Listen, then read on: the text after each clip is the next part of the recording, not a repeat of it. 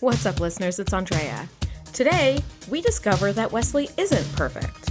We fangirl over Boothby, and we ask the question, why do cadets get pockets and officers don't? Come nerd out with us.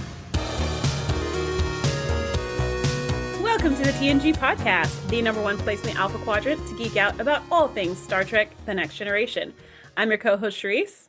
Hey, I'm your co-host, Andrea. Shereese, today we're talking Season 5, Episode 19, entitled The First Duty.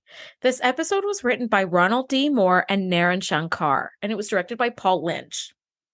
Following an accident during an academy training exercise that leads to the death of one of his friends, Wesley Crusher must decide whether loyalty or truth is the first duty.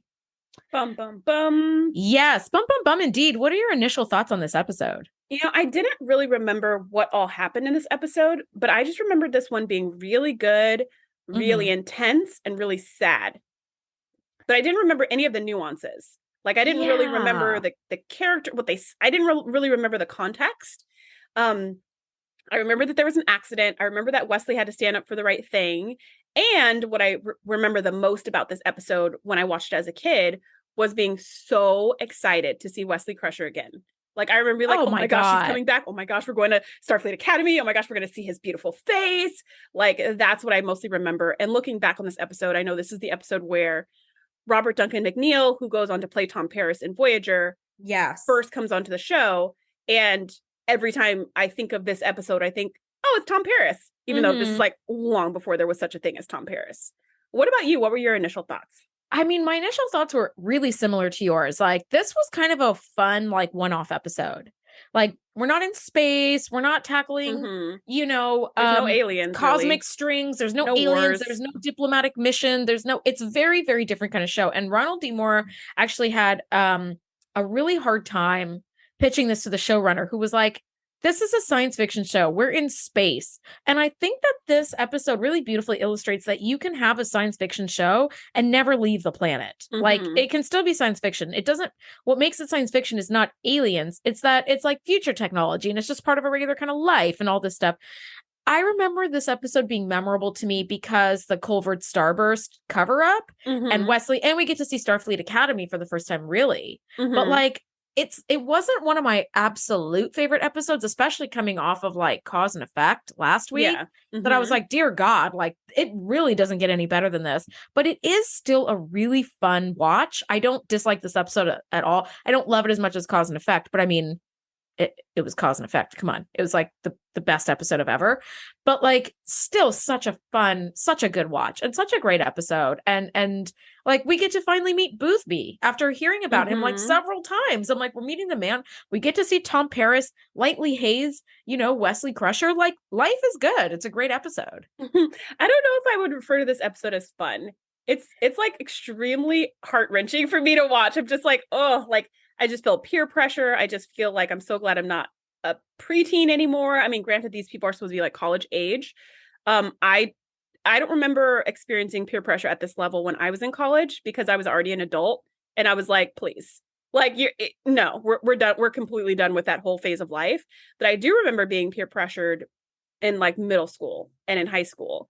And that feeling is so icky when the whole group is doing one thing and you don't agree and you feel like you have to go along or something terrible is going to happen. So I kind of had this kind of almost like an angst, I'll say a memory of angst as I was watching this episode. So I don't know if I would call it fun, but I would say, yeah, it was a really well done episode. And I completely agree with you. We didn't have space battles and all this crazy stuff, but it was a beautifully written and a beautifully told story, I think.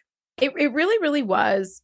And I think you're right. Like, there's a lot of peer pressure in this, but also there's a lot of gaslighting and manipulating. Yep. Oh, and yeah. I feel that, what you just said, like, we think in the terms of peer pressure as like something you experience in school, but I still get peer pressure as an adult. I get peer pressure at my job. I get, gaslit and manipulated.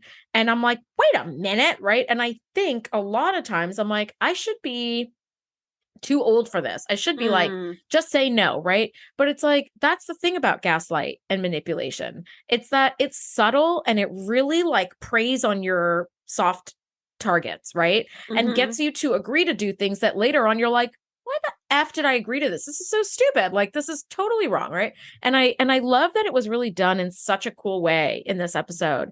And I can't wait to get into it because I really want to like jump onto the meat of this.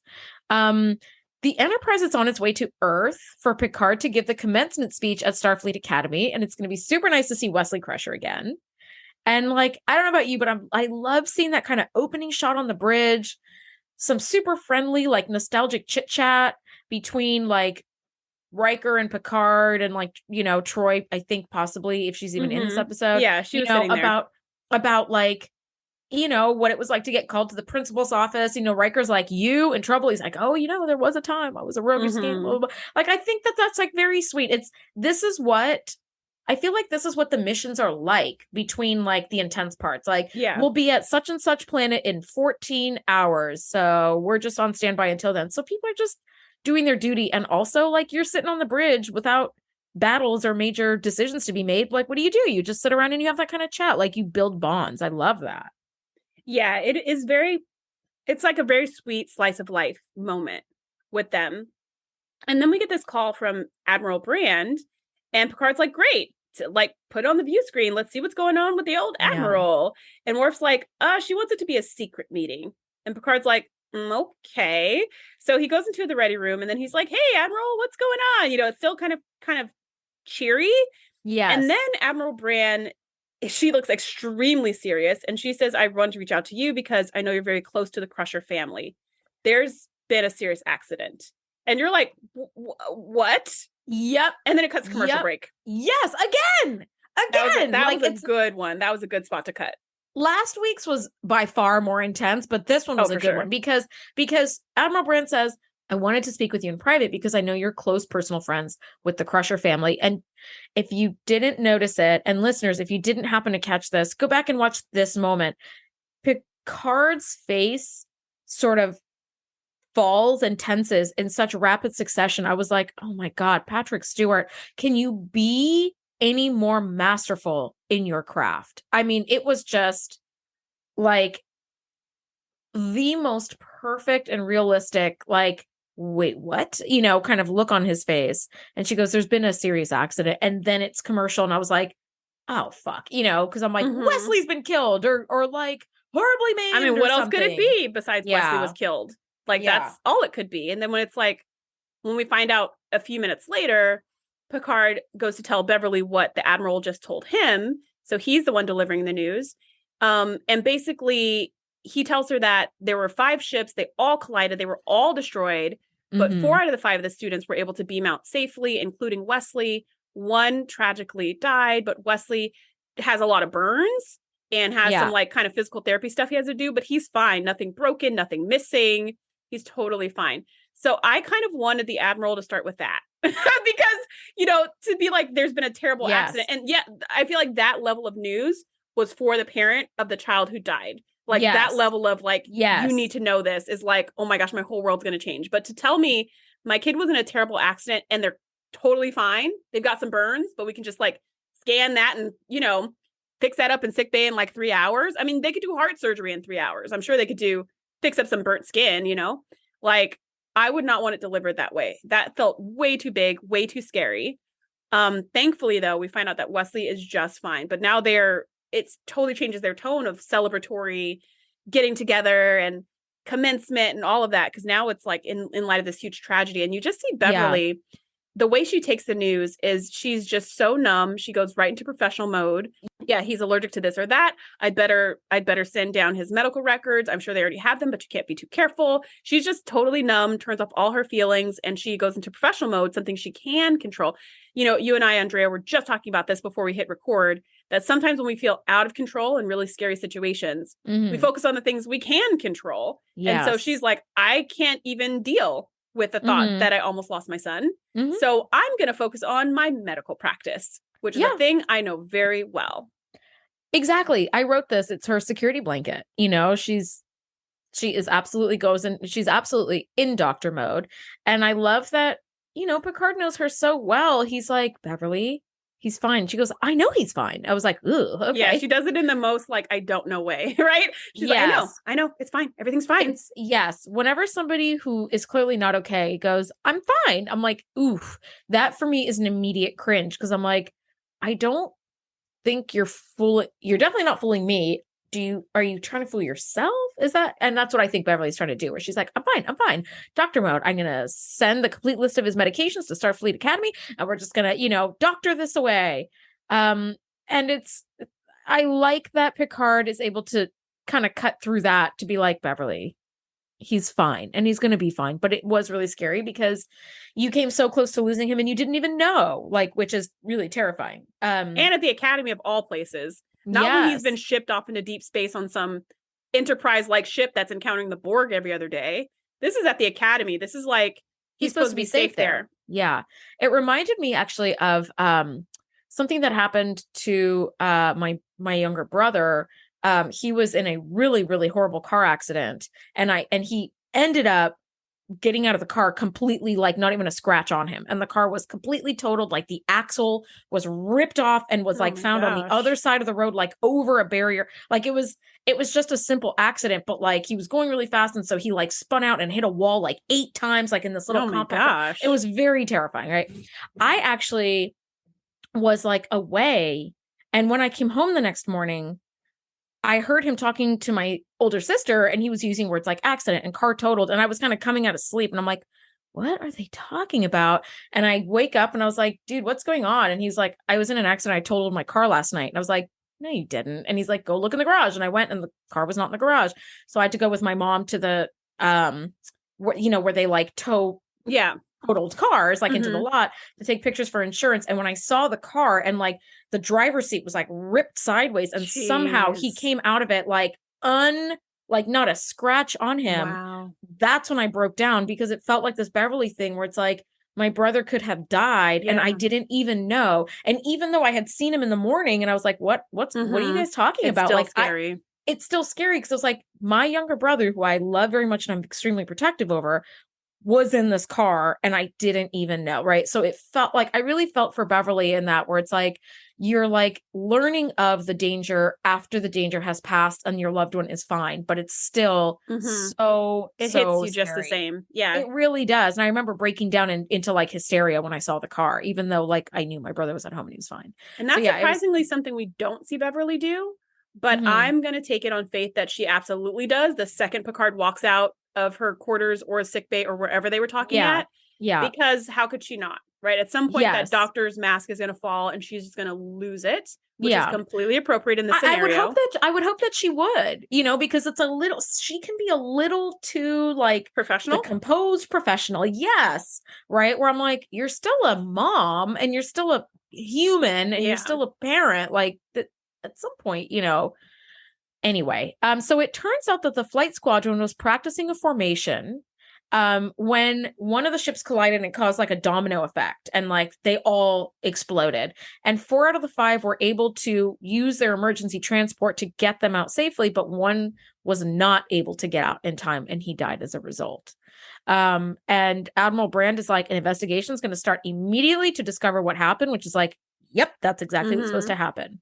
Now, Picard and Beverly come to visit Wesley to speak to him. And the first thing we learn is that cadets have to open and close doors on their own. Did you notice that? They sure do. And did you also notice his cool physical therapy thing on his arm? Yes. I was like that stretchy thing. Yeah, it was a very simple thing, but I just like that even in the future with future technology, some stuff you still have to manually like just strengthen. So I was like, I like that. It feels a little realistic. But yeah, I also noticed that their doors had handles, like metal handles you had to turn.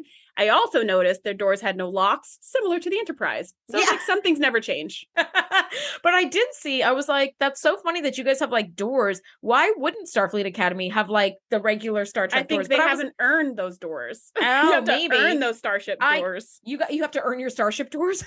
Yes, if you're at the Academy, you get regular old door handles, like regular everybody else. Yep. That's what I think. They come to talk to him, and of course, Beverly's like, "I'm gonna make you all okay," and Wesley's like, ugh, and Picard does say like, "We're here to speak if you want," and Wesley's really diplomatic. He's like, this is the only thing I've talked about for the last like 2.5 days. I just don't want to go into it anymore.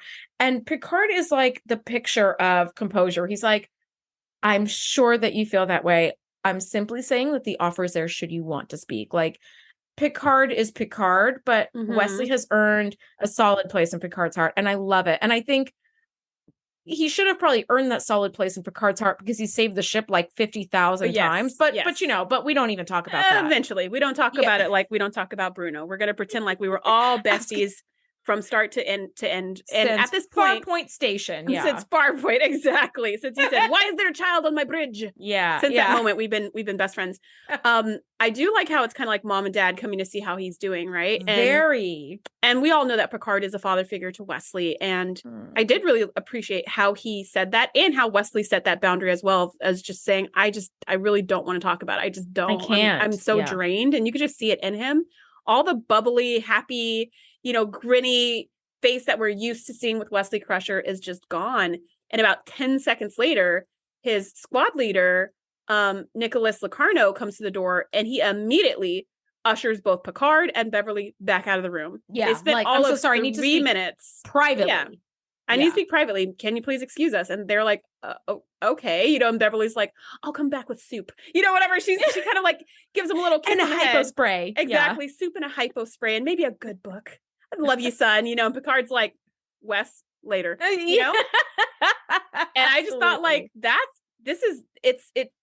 this moment is a really like emotionally sets the tone very well for the rest of the episode, where something's off. It just feels off. It feels off and it feels wrong and something's off, because he's only like, he could have died and now he's seeing his mom again instead of being like, Mom, oh my gosh, like how I would be if I almost died.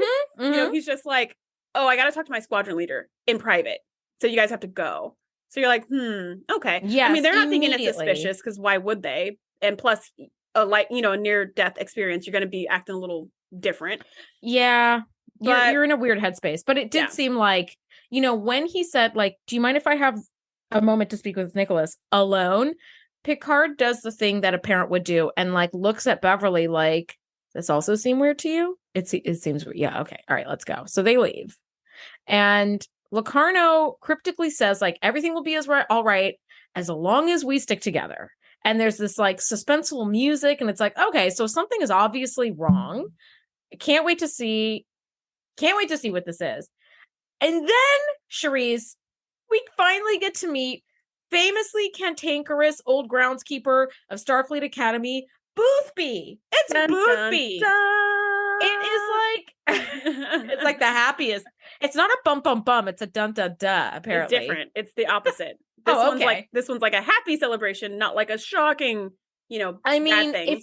If there was ever an extremely minor character of a television show that's only seen once or twice and never seen again that I'm going to fangirl over, it's fucking Boothby. Okay. Yeah. Boothby is it. I don't know why. Because Boothby knows everyone who becomes famous or like does well in Starfleet. He was like their best friend when they were suckling back to the academy. He was like their like their mentor, their North Star. Yes, he was their mentor guide, before they were famous. But like in a crotchety way. Yes. He's super grumpy.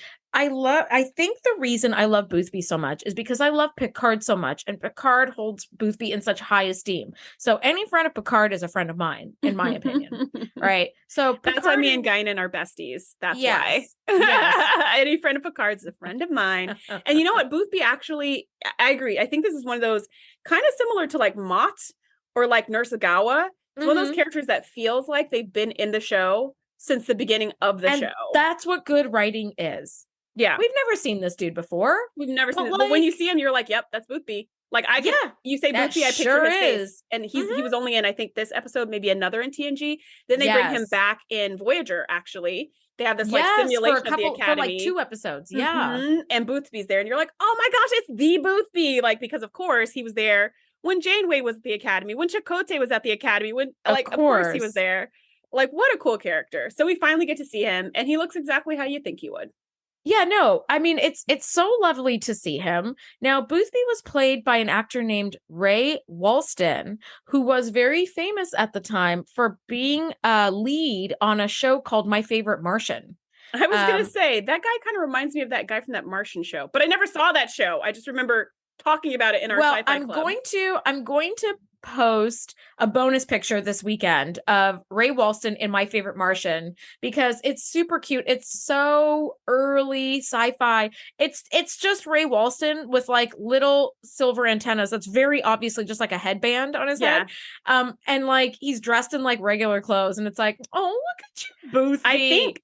I think that's the inspiration for that little green Martian in the Flintstones, because he's like this, right? It's like the same character, but like a little it totally tiny is My Favorite Martian. Yeah. Interesting. I thought it was adorable. And actually, when he was filming TNG, when he was filming this episode, some of the cast and crew showed up with like little antennas and were like giving him, just like being like poking fun at him just a little bit, but like very much making him part of the crew, which I thought was like adorable. So we see Picard and Boothby chit-chatting, and in this case, he's a groundskeeper, so no antenna. And we find out that Boothby saved Picard from some kind of scandal when he was a cadet. Yes. And Picard credits Boothby for being the only reason he graduated. And Boothby says something. I didn't write down the quote. Maybe you did, Andrea. I did. Oh, you did? Yeah. So Boothby says, if it hadn't been for you, because first of all, Picard says, Boothby, I don't think I ever had the chance to thank you for, and Boothby's like, nah, and like gets up and crotchets away. And Picard kind of walks with him, which isn't hard to do because the man's only walking like a foot a minute. And Picard says, if it hadn't been for you, I never would have graduated. And Boothby says, you knew what you had to do. I just made sure that you listened to yourself. And I was like, oh, wow. Okay. Which makes me ask you, the listener, what could Picard have done to get himself expelled, save for Boothby? I want to hear your theories. info@thetngpodcast.com, because like, I would love to know what you think Picard did. Like, I don't know. I wonder if it's that crazy knife fight he got into. That was my thought. That was my thought as well. But I don't know. But I don't know why he would be expelled for that. I don't know. Who knows? Yeah. Who knows? But yes, right. Let us know what you think if you're listening to this episode, because we don't have a lot of good ideas. So if you have an idea for what you think Picard did that was so terrible that could potentially have gotten him expelled, please let us know. You can hit us up on Instagram @the TNG Podcast. Send us an email to info@thetngpodcast.com, or you can send us a voicemail to thetngpodcast.com/speak. Oh my gosh. Awesome. I really, really hope we get some speak pipe. Which, by the way, is this like awesome messaging system where you guys can send us like 90-second messages and like we respond back to you. So I would love to know all the conspiracy theories, because like, come on, what's his dark side? Let me know. All right. So the inquiry begins, and Locarno is like kind of steadies everyone's nerves. And for those who have watched maybe all the TNG episodes like we have, you might see another familiar face, that of Jaxa Sito, who's played by Shannon Phil. We go on to see her again in season 7, episode 15, Lower Decks, where we see the Enterprise's like junior staff and kind of like their sort of daily worries and whatnot. Such a good episode. It's a great episode. I'm not talking about the animated series, which Lower is also Decks, amazing. Which is hilarious. It's so freaking funny, and it's a love letter to TNG. And they took their show name from that episode name, Lower Decks. That makes a lot of sense. Yeah. So I was like, hey, it's good to see you, Sito. And then we'll see you again, like in season 7. That's pretty cool. There are a few things of note in the inquiry. The cadet uniforms are the same color as the officer uniforms, but the colors are switched. So instead of, the whole body being red and the shoulders being black, the whole body is black and just the shoulders are red. So the colors are inverted. Oh, I thought you would have noticed that right away. And they have cargo pockets on the pants. And I was like, it's about time somebody freaking has some pockets in like their uniforms. So they haven't earned the cool doors, but they do for some reason have pockets where the officers do not have pockets. I would rather have a pocket and just have to open a door like I do now. Like it's not that big a deal. But I do love the switch, because like, Picard is in a uniform we know that's all red with a little bit of black. And then they don't have to create a whole new idea of a uniform. Exactly. They just invert the colors, which they end up going to use like in like DS9, I think, and stuff later with some tweaks. The other thing that stands out to me in this inquiry, and it always has bothered me, is that Admiral Brand is referred to as Sir, which drives me nuts because the U.S. military uses ma'am. So I was like, I think the military also uses Sir for women. Like I Googled this because people in the military have told me that you can also call a woman in authority Sir in the military. What the hell? Okay, it's 2022. Because it's a term of it's like doctor. It's like a term of position and respect more so than masculinity. It's just the fact that our entire language is a masculine bent language. Like we talked about this in our Outcast episode about how we say, hey guys, instead of hey people, you know, we say like mankind instead of people, you know, or like human or what, like everything's bent towards male, saying male tinged words. But I think in the military, sir is not, we think of sir as that because as civilians, sir is only for men. Yes. But because it's not a title of like, you know, it's not a title of respect. It's just kind of like, we don't know you. So it's a little bit honorific, but it's not really special. I think it is in the military. Well, let me tell you, I had an unfortunate run-in with somebody when I was in ROTC in high school, which is like the little, like, it was the Marine Corps ROTC. So it's like little Marines in training kind of thing. And then most of them go off to like boot camp or whatever. I had just seen this episode and a female superior was asking me a question and I was a private and she said something and I said, no, sir. And she looked at me like she was going to rip my head off. And I was like, did Star Trek lie to me? Like, I was so confused. And I was like, oh, fuck. Like, I was immediately like in trouble. And of course I had to do like a bunch of push-ups or whatever. Yeah. But I was like, damn it, Star Trek. But that was going to happen. That was probably going to happen anyways, to be fair. Like, they were going to find something to be mad at you about anyways. Of course they were, because I was a private and they were like a whatever, right? Yeah. But I called this woman sir, and she was like, sir. And she was very obviously, she didn't even like pass for a man. So it wasn't even like, I made an honest mistake. I was like, nope. TNG lied to me and I believed them. And look at what you made me get into. Yeah. Now I had to do push-ups. That's interesting that, So you've got a little bit of trauma around that word, which makes sense. Why, as they're saying it, you're like, stop calling Admiral Brand, sir. They're going to make you push-ups if you do it. Yeah. So Nick tells the whole story of the maneuver that they did and how it didn't work and everything that we've said previously. And we've got two people. We've got Admiral Brand and then a Vulcan whose name I don't recall. And the Vulcan just looks so unimpressed during this entire story. I just thought to myself, they're so lucky that he's not a Beta Z because he'd be like, although Vulcans can read minds, but whatever, we're just gonna forget that for now. He's only Vulcan on his second grandparent's fourth times removed. Who knows? Like it's just, or he's polite enough to like acquiesce to the human culture of not reading people's minds. Although let's be real, if you had a Betazoid Starfleet officer, this would be another valuable place to use them because you could be like, we're doing this investigation for every investigation. Really, also that poor officer would never get any sleep because they're like, ugh, I'm being called to another investigation. but it's like, we're gonna do this investigation and answer truthfully because we'll know if you're lying. So just so you know.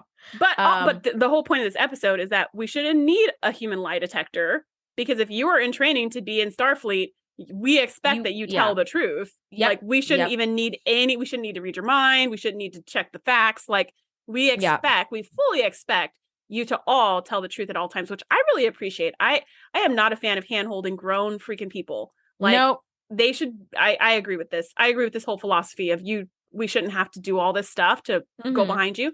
But anyways, he tells the whole story and Picard decides to do a secondary investigation. Now he had asked Admiral Brandt earlier, like if you need any help from the Enterprise, we're at your disposal. And she was like, I think we're good. We have this in hand.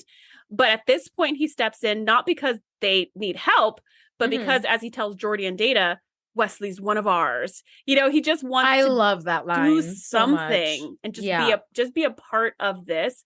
And what really breaks my heart through this episode is the way that Beverly and Wesley, Beverly and Picard and pretty much everyone believes absolutely what they said and they believe Wesley. You know, so when the facts start to like not match, they're just like, well, something's wrong with the facts. You know, it's so Beverly, right? Something's wrong with the universe, not me. You know, Wesley would never lie because we've never known him to be anything but truthful and honest and upright and all of this stuff. Yeah. So Geordi and Data are on the move. Yeah, you're right. And I feel like in this case, like this is where Starfleet is a little too trusting because things are starting to look a little bit sketchy. And Beverly's like, the universe must be wrong. It can't be you that's lying and acting really strangely. It's got to be the universe, right? The thing to me that just breaks my heart is poor Josh's dad watching this entire thing unfold like the day after his son's funeral. Like, this is just all like he's sitting here watching his son, like his deceased son's best friends, concoct some kind of lie that we don't know what it is, but we know something is wrong, like covering up kind of what happened. Now, Locarno tells us that the ships went into like a delta, like a diamond pattern, and then kind of banked upwards, and kind of Josh diamond formation. Yeah, a diamond slot formation, which is a real aviation formation. And they did a Jaeger loop, which I looked up is not a real aviation formation. That's a total Star Trekism. Although named after Chuck Yeager, the man who broke the sound barrier in an X-1 Superjet, which is ridiculously awesome. So Josh must have freaked out and bumped one ship, and they all started this domino effect, and they all died, and they all made it out, and Josh died. Right. But at the end of it, Locarno kind of meets up with his whole team, and he's like, everything is fine. You know, like, if we just stick together, this whole thing will end up being okay. Right. And Wesley's like, you told us we wouldn't have to lie, and is pressured by the team to like cover up whatever it is they're covering up. Right. And Wesley is like, I don't know if I can do this, man, you know, and Locarno straight up turns the screws on him to guilt him into participating in this mysterious cover up. And I was like, damn, Tom Paris knows how to guilt trip a motherfucker, because Wesley is like, I don't think I can do this. And he's like, you can and you will. And I was like, oh my God, you Locarno. You will if you love me. He like pulled out every single card. Yes. I thought his level of manipulation was quite impressive for a man of such tender years. I was like, how he's what is he supposed to be at this age? Like 18, 19, Probably 20? 18 or 20. Like, yeah. When was he practicing these skills of like master manipulation? This feels like a 45-year-old level of skill here. I mean, he was pulling out all the cards, and I mean, this is like gaslighting 101, because it was like, as you said at the beginning of the episode, it was subtle. It was like hitting all the right notes. I mean, he didn't come straight out and say, do it or else. He didn't try to strong arm him. He dropped all these little things of like, wow, I can't believe you're that kind of person. Or just like he pulled every card in the book where you're just like, how could Wesley make any other choice than to go along with the group? Yeah, he really did. And like, you know, Wesley's got to get ready for his deposition the next day. And as he's prepping, Josh Albert's father comes in to speak with him, and he brings Wesley a very lumpy green sweater that can only belong to Wesley. And he's like, oh yeah, I remember we went up to like Ontario, and I forgot his sweater, so like he borrowed mine. And Josh like really looked up to Wesley. And Mr. Albert, this was like, Mr. Albert apologizes that Josh let him down. And I was like, oh my God, you know, where in reality the team let Josh down, which we're soon to find out. Yeah, that whole scene, I was like, how is Wesley keeping a straight face? Because I think it was Commander Albert kept going. He wasn't just like, oh man, I miss him, or I'm sorry that this happened or something, but he kept going with, I know it was my son's fault. I just want to apologize. You could have been killed because of what my son did. He just wasn't good. I mean, he just kept going, and you're just like, how is Wesley not breaking? Immediately, and being like, look, sir, it's not Josh's fault. It's over. Everything you're saying, like, like, just call it right now. I don't know how he managed to hold it together through that conversation. Yeah. Oh no, absolutely. Absolutely. He like, I think that's the good thing. Like that, you know, Wesley has been the sort of teeter-tottering totem, right? Like Nick Locarno pulls the strings and he's like, okay, fine, I'll go along with this, even though I hate it. And then Josh Albert is like, my son looked up to you and you could have died because of him, and we're not good enough. And so Wesley's about to like teeter in the other direction, right? So it's this like push-pull of like what he should do. He knows what he wants to do, but then he also knows what he might need to do in order to like not rat out like the other members of the team. So, you know, Wesley's deposition is consistent with Nick Locarno's. They're going to do the Jaeger loop and this whole diamond slot formation. And, you know, Captain Irrelevant, you know, at the Admiral's like counterpart was like, was Nova Squadron in a diamond slot formation the entire time before the collision? And Wesley says, yes. And Admiral is like, are you sure? And Wesley goes, yes. They asked him like 4 times. And I was like, man, once they ask you a second time, actually that first time when they said, jig is up. The first time when they said something like, I want you to think very carefully, Mr. Crusher, about your answer before you answer this. is this true? Like when someone gives you that much preface, that means they know you're about to lie. Yeah. So don't lie. That's it. Don't lie. Don't lie. That's it. We had a student once many years ago on an outdoor ed trip caught smoking in the bus, and the student was like, they have no proof. Like basically a Nick Locarno. They have no proof. There's no way. Da-da-da-da. And they're like, are you sure this is the story you want to tell us? They asked him like 3 times. And he was like, yeah. And I was like, buddy, if they're asking you multiple times, they've got something on you. Turns out there's like cameras in the buses because they took like those fancy like stagecoach tour buses. And they're like, so do you want to explain this video footage of him like smoking in the bus? And they're like, and you're expelled. Thanks so much for playing. Yeah, when they ask you multiple times, that is an olive branch. That's them giving you a chance for you to come clean so you could at least say, I admitted it. Because if you admit what you did was wrong, we as humans are way more lenient than if you straight up lie to our face. Oh, then we're like, not only did you do something wrong, but you lied about doing something wrong. Yeah. It's like the lie is worse. The lie is worse than the crime. So a navigational sensor image shows contrary to Wesley's story. And the ships, the satellite happened to be passing, and here's Nova Squadron practicing just barely like in frame of the satellite image. And they're like, what is your explanation for this, Mr. Crusher? Because they're in the shape of like a pentagram. They're not in the shape of a diamond. Yes, they're not in a diamond slot formation. They're not in a Jaeger like formation. So what is your explanation for this, Mr. Crusher? And he says, I have none. And you're like, dang. And that music is like, and you're like, oh, fuck. Yeah, I thought he was going to come clean right then. Trouble. I thought he was going to be like, shoot, you got me. But he's just like, I plead the fifth. And I was like, that just means you're guilty, buddy. Like, that's what that means. Yeah, no, you're in like major shit now. And like, this is where Dr. Crusher comes in, and she's like, I know you would never lie to me, Wesley, because you're perfect and you've never made a mistake ever. And the data must be wrong, and the satellite might have been hacked. And like Saturn might have been replaced. Get Data and Geordi in on it to make sure that the satellites themselves have not been hacked. Wesley's like, dear God, don't get data on this. Yeah. Yes. Exactly. Yeah. And Wesley's just like, please don't. And she's like, and we're gonna get to the bottom of this because this is a sensory glitch. It's a malfunction, but certainly it cannot be the simplest, as you said in our last episode, the parsimonious. It can't be the simplest explanation that you're just lying. Mm-hmm. It's got to be something else. And then Wesley's just like, Mom, don't try to protect me. Yeah. And I just thought to myself, that's not going to work. Like, you can't just tell a mom don't protect their kid. Like, it doesn't matter if you're 55, 105. Like, if your parent's able and you guys have a good relationship, they're going to protect you. They're going to be like, she's going to be like, I was the one flying if she could have, right? Yes. Oh, I was in there flying. Wesley was actually at home. Like, they're going to try to protect doing you. His homework.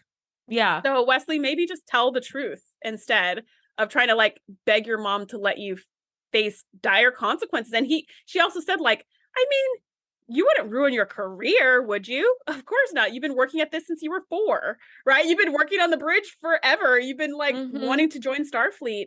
So certainly you wouldn't throw it all away. Yeah. It must be a sensor glitch. And I mean, this was just so hard. It was so hard to watch because you just see Wesley being pushed between a rock and a hard place. And at all of these points, I was like, oh, he's going to crack now. Oh, now he's going to break. Now's the moment. And no, he still wasn't. Yeah, really. And like Picard goes to his mentor, Boothby, to be like, tell me more about Nova Squadron, because I am starting to suspect something is really off here. And Boothby is like, they're gods among men at Starfleet Academy. And Nick Locarno especially, he's what makes them special. Like, he's a natural leader. He's their mentor, their surrogate father, their brother, their best friend, their homework planner and everything. Like, he's everything to this team, right? And so Picard's like, okay, so now we have this like extra motivation of like pleasing daddy on the team, right? And like not making him love you less and all of this the other emotional stuff that's wrapped up here.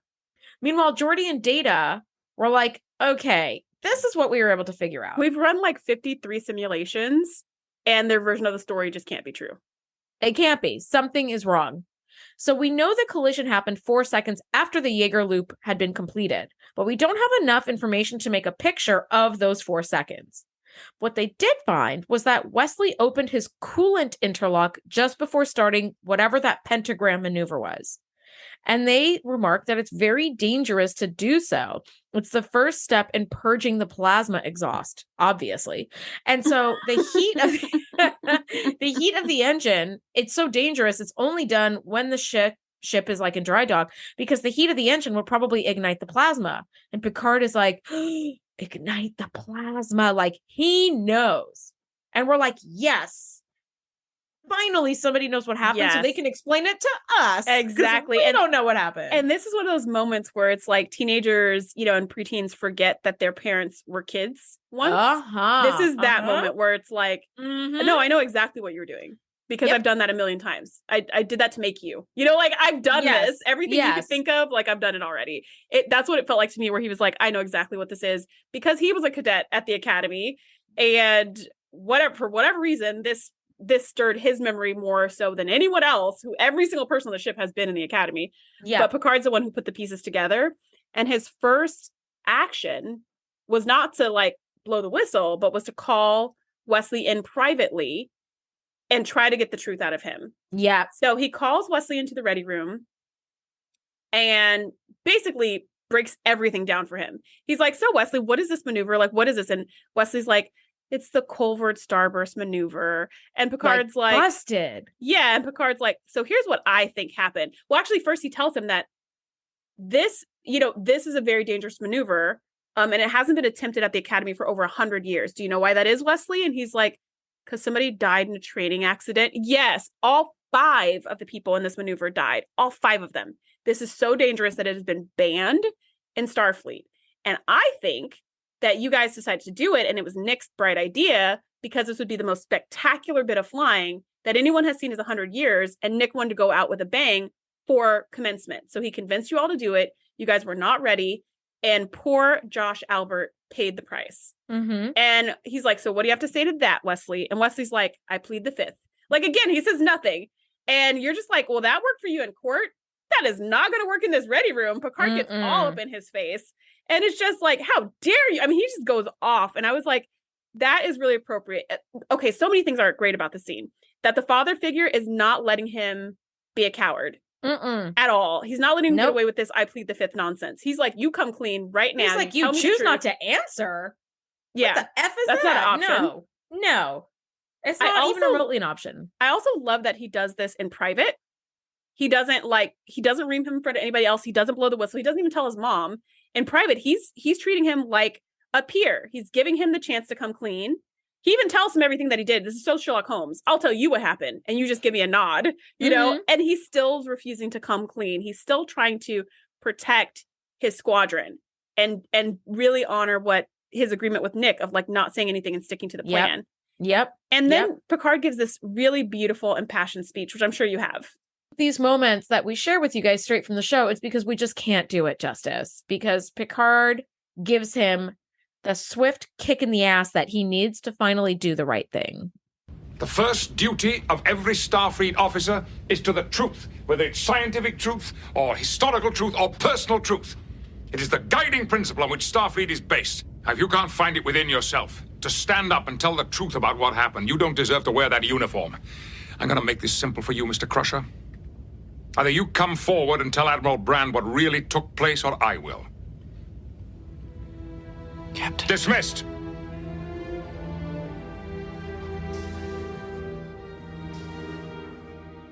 Dang. I mean... And the dismissed. That was just like the cherry on the top of the cake. Like, I am done. I'm so done with you. I'm so done with you. And these are my expectations. Do it or not. We're not going to sit here and squabble. I don't want to hear your reasons. It doesn't matter to me. Don't need any excuses. Don't want to know why. All of that's irrelevant. Goodbye. You're dismissed. It's just like your only choice is to tell the truth or be told on. And which one do you really want to happen? Which is neither. But which one would you prefer? Because these are your only 2 options. So poor Wesley, he is just going through it. So he calls Nick like an emergency 911. You got to get over here. And he's like, Picard knows everything. He knows everything we did. He told me everything himself. He figured it out. They're on to us. And Nick is just like, well, does he have any proof? And he's like, no, I don't think so. Nothing more than what we saw in court. And so Nick's like, everything's fine. Just stick to the story. It'll be fine. And Wesley is like, I am not going to call Picard a liar on the stand. Like, I'm not. He's like, just tell I can't Picard, do like, that. he's making up. He's like, I will not do that. And then Nick just lays it on the thickest that he's done this entire episode. And oh yeah, it's gaslight 101. If you're looking to gaslight or manipulate someone, like, take notes. Yeah, it's masterfully done. And you just wonder how Wesley's not in tears at the end of this conversation with Nick, because at the end of it, it seems like for him to not go with what Nick says, it makes him the slimiest, scummiest, worst person in the world, a complete coward, a traitor, not worthy, just like every bad thing you can think of if he doesn't continue with the lie. Yes. And did you notice that Wesley goes, wait a minute. And Nick goes, no, you wait a minute. I was like, whoa, okay. No, you wait a minute. And even Wesley was like, whoa, it was get out of my life, right? Exactly. Because Wesley's like, we need to tell the truth. And we threw Josh under the bus and said that it was his fault. And now that's going to be on him and his dad thinking that he's guilty. That's not right. Mm-mm. And Nick is just like, wow, you are so selfish. You're putting yourself in front of this whole team. And Wesley's like, wait, you want us to do all of this just to save your neck.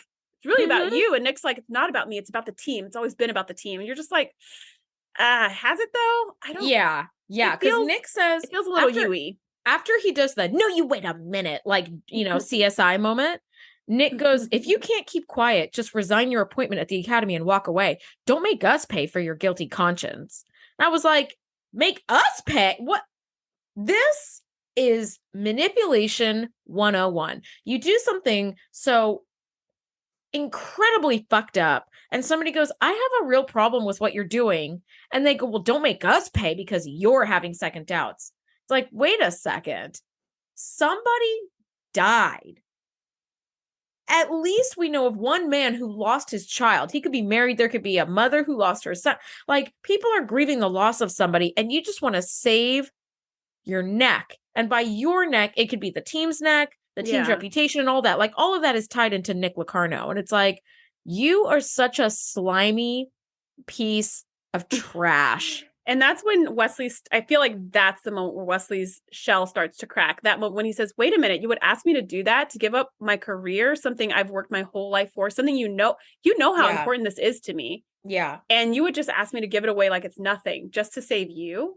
And that's when Nick's like, it's not about me. It's about the team, the whole team, not just, So he walks out and you're just like, wow, Wesley, what are you going to do? Because keeping quiet, if you keep quiet, not only is Picard going to tell on you, because the truth is going to come out. Worse, Picard's going to lose all respect for you. That's so much worse. And you can't get that back. And how long have you worked to earn that respect? Yeah. It has been a long, you have had to save thousands of people's lives 1,000 times, okay? Yeah. To barely get that respect. And even if, let's say Nick Locarno is right, and they're like, Picard, you don't have like any solid proof.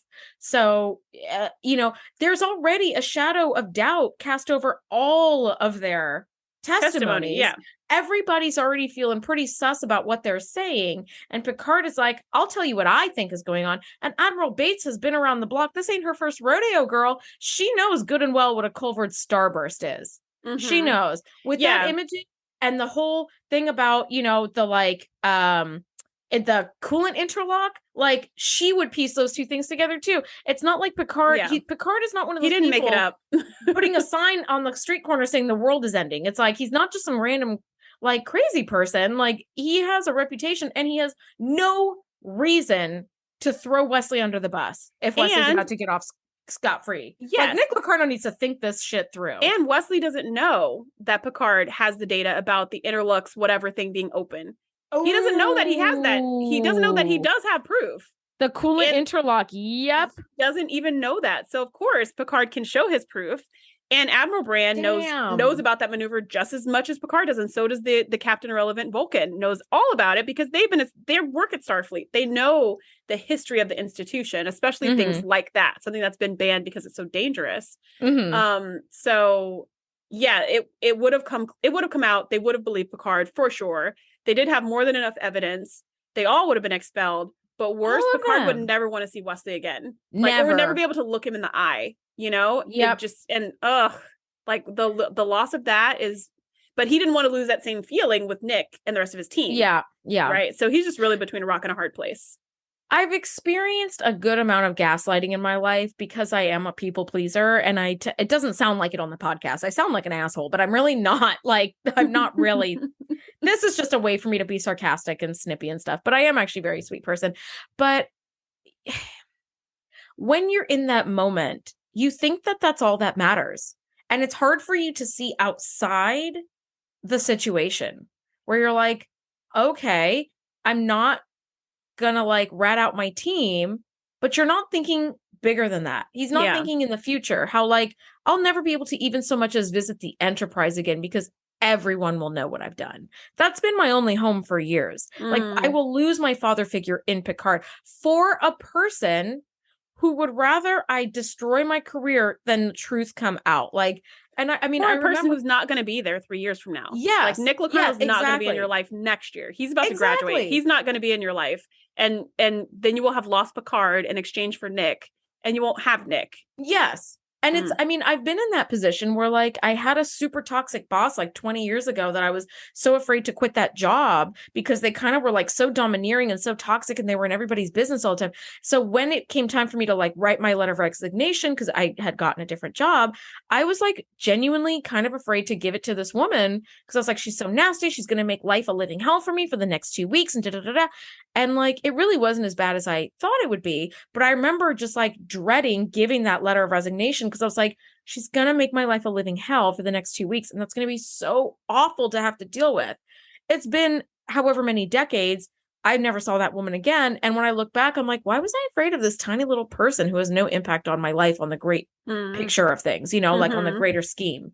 But like, so I really understand, like Wesley is just like, you've been like kind of my like everything friend and mentor and like all of this stuff for the last couple of years that I've been here. Like, I don't want to lose that. And it sure sounds like you can make my life a living hell if I don't go along with this. So, oh my gosh, but it's such a short game. He's like, he's in a panic. He's not thinking about like, he's not like Nick is not thinking ahead at all. He's definitely pulling the ripcord, especially since my thought was, if this is your behavior in the academy, if you're going to cover up the truth to save your neck in the academy, it is a slippery slope, my friend. What about when you're in the dealings with, you know, the Cardassians or some race you're at war with, or just when the stakes are higher? I mean, someone died, so this is a big deal, but someone died while they were doing a flying training maneuver for fun. The stakes were not like they were in a battle, right? So like, if I cannot trust you to be honest here in the academy, I don't want you in charge of a starship. I don't want you in charge of a starbase. I don't want you in command of a whole bunch of other people that you're going to be leading down the same road. So that's what I kept thinking, is I was just like, this kind of behavior right now in the short term, you're like, whew, I can graduate and have no marks on my record. But in the long term, it's turning you into the type of person that I don't think you're going to respect. Oh, absolutely. Absolutely. Like it becomes a very easy thing if you're like, well, I lied once before, like I can just lie one more time. And I got away with it. Yeah, so it's like I can just keep doing it. Yeah, it's a slippery slope.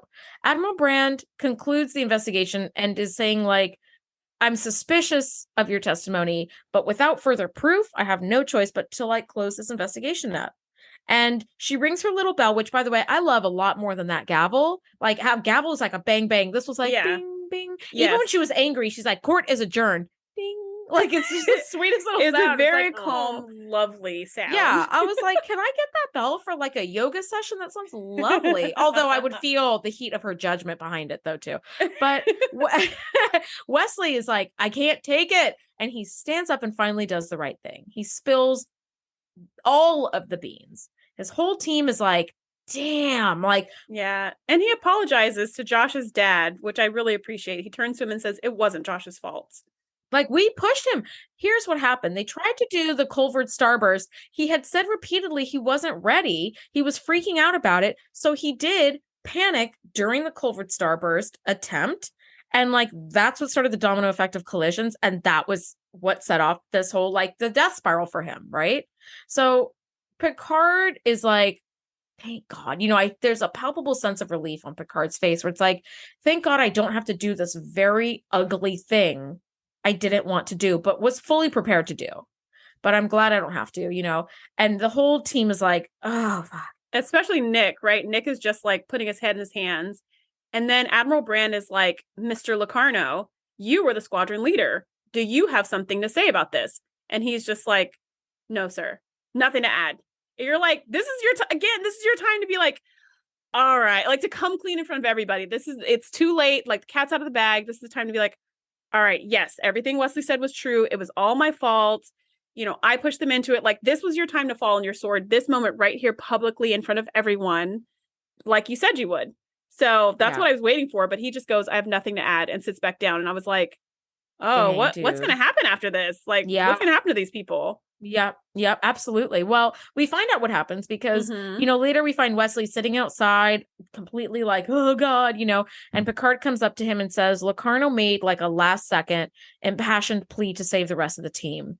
He says that which is true, he used his influence to push them to do the Colvard maneuver and then to push Josh, even though he wasn't ready, and to cover up like the whole thing.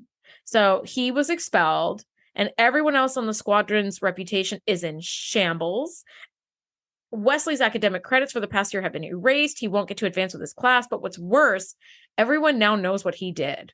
Everyone knows what he did. And he's going to have some very difficult times ahead of him. And I was like, oh, and Wesley took it like a man. And I hate that phrase because that means like you can't take it as well. I don't know what that means, but okay, let me say that again. And Wesley took it in a very mature way. Yeah. And Wesley took it like a champ. Yeah. Like Wesley really took it like a champ. He was like, I understand. And thank you, Captain. And then here's this beautiful full circle Boothby moment where Picard says, you knew what you had to do. I just made sure that you listened to yourself. And I loved that. He repeated Boothby's words to him. Mm-hmm. And I was like, oh, that must have been so fulfilling for Captain Picard as well, because he looked up to Boothby so much. I love it. I love it. And they this both is part such a ways, more, and that's it. Yeah. And that saying that same phrase to Wesley that his mentor said to him was such a more elegant way to close the story loop than doing a moral of the story, which TNG was like infamous for in seasons 1 and 2, which drove me bananas. Was like, why are they giving us a moral of the story? We can figure it out on our own. But this is a really elegant way to do it without being like, so therefore telling the truth is always the best policy. It was like, no. Instead, he just repeated what was said to him. And there's so many things I love about this episode, aside from that fact. One of the things being, this is the first time we've seen Wesley not be the golden child, not be perfect in everything. Yep. Not be the hero who saves the day, not be the wonderkins, the genius who pulls something out of left field at the very last second.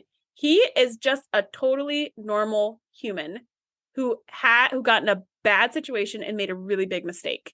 And it's like, this story, I think, told of anybody else would not be as impactful as with Wesley, because we're so used to him being perfect. Mm-hmm. So I really appreciate that they told this story that I feel like is extremely relatable to everyone. For sure, it's relatable to me. And they chose this character to do this story with. I thought that was a perfect choice. The setting was a great choice to not have some virus that's raging through some planet and we have to get there within 16 hours or electricity so we have monster. To like rush to figure out like the whole thing. Yeah. Something that's about to shut down the ship or whatever, like to not have that drama so that we can focus on just kind of the human interactions, I thought was a really good choice. Oh yeah, totally. I love that. You're right. It was a very elegant way of wrapping up the story, and Picard got sort of the fulfillment of repeating this person who he's looked up to, his words to the person that looks up to him. I think this episode was so lovely. It was heavy. It was suspenseful. It was sad. And it was a beautifully done story. What do you think? What are your final thoughts on this? Yeah, same thing. This was heavier than we usually get in TNG episodes. Mm-hmm. Usually they're a little popcorny. Sometimes they're really fun. Sometimes, there's lots of action, like last week where we're like, there's mystery or whatever. This one is heavy, but I completely agree with you. It was beautifully done, beautifully written, beautifully executed. I didn't feel cheated. like I usually do when I'm watching a sci-fi show and it's not very sci-fi-y. Yeah. I'm usually like, where's my sci-fi? That's why I watch this show. But I didn't feel cheated at all with this episode. I think because I related to it so much and I could just feel the angst and I could just remember times when I've been put in a weird position. And I kept thinking, what would I do in this situation? I mean, it was super engaging. Just well done. A+ on this episode. It really was. This is a fabulous, fabulous episode. I really enjoyed it a lot. Guys, thank you so much for listening. Next week, we're talking season 5, episode 20, Cost of Living. Can't wait to break it down. We'll see you guys next week. By that, she means we really don't want to watch the episode. It's the worst. But we will, and we'll see you next week. Bye. Bye, guys. Thanks for geeking out with us. Be sure to join the crew at thetngpodcast.com to be the first to know when we do our live shows or host events exclusively for our members. We'll see you next time.